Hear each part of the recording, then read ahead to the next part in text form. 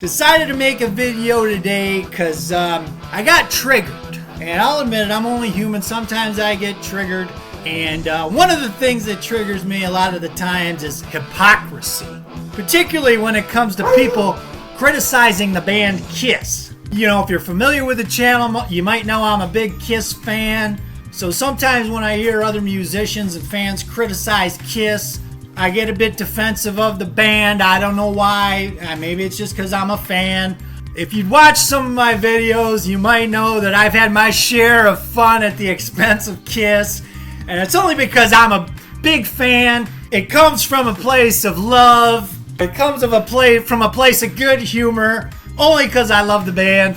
I make fun of them every now and then. Just because I'm a fan. But I came across this article from last November. It's from the Far Out magazine from the UK website. It's about Carlos Santana's scathing criticism of Kiss. You know, it talks about Santana's great musicianship, how B.B. King once said, nobody I ever met in show business is nicer. He's a fantastic man. He's been the subject of lofty praise, yada, yada, yada. But it went on to quote Carlos Santana with regards to Kiss, specifically bassist Gene Simmons. Santana goes on to say, he's not a musician, he's an entertainer. Kiss is Las Vegas entertainment, so he wouldn't know what music is anyway. That's why he wears all that stuff. Now, call me crazy, but I always thought that a rock show was supposed to be entertaining. It's rock and roll music. You can go back to Jerry Lee Lewis dancing on the piano, Elvis shaking his hips, Chuck Berry duck walking down the stage. I mean, call me crazy, but isn't rock and roll supposed to be entertaining? I mean, personally, I don't find Carlos Santana's guitar wankery very entertaining. The guy wants to stand on stage, stare at his shoelaces, and wank on a solo for 20 minutes. I'm gonna check out. I mean, I can appreciate his musicianship. Black Magic Woman, which was Fleetwood Mac's song, by the way, is a fantastic song. I love that that thing he does in there. Hey, motherfucker. That's a great song. But, geez, I always thought music was supposed to be entertaining, Carlos.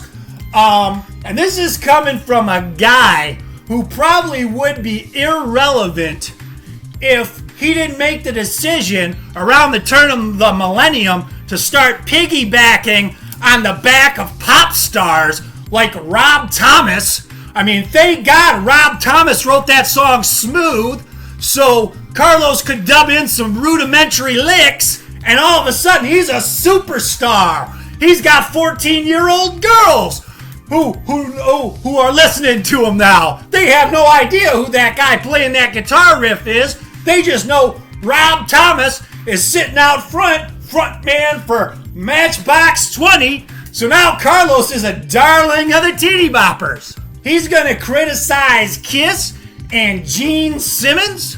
He says Gene Simmons is a Las Vegas entertainer. This is a guy who's got a Las Vegas residency at the House of Blues. And he's talking about Gene Simmons. This guy parlayed some pop hits with Vanessa Carlton and the guy from Matchbox 20 into a Vegas residency. And he's talking about Gene Simmons? Give me a break, Carlos. Come on, man. I just wanted to get on here and sound off about this. These guys, these hypocrites who criticize Kiss. You know, it's rock and roll, it's pop music. Carlos has made his share of it. He wears a top hat. Gene Simmons wears makeup. It's rock and roll, dude. I can understand if Kiss isn't his cup of tea. He could say, you know, that's not my cup of tea. That's not what I do. But for him to come out and just slam them point blank, saying they're not musicians and they're just Vegas entertainment. Give me a break, man. Get over yourself, Carlos. You're a pop side man, okay? You know, the best thing about that Santana band anyways was Greg Raleigh, who went on to have his own pop career with Journey. But that's all I want to say on this. You know, I got triggered and I had to let off little steam. So that's the video for today, and we'll see you next time. Who's here?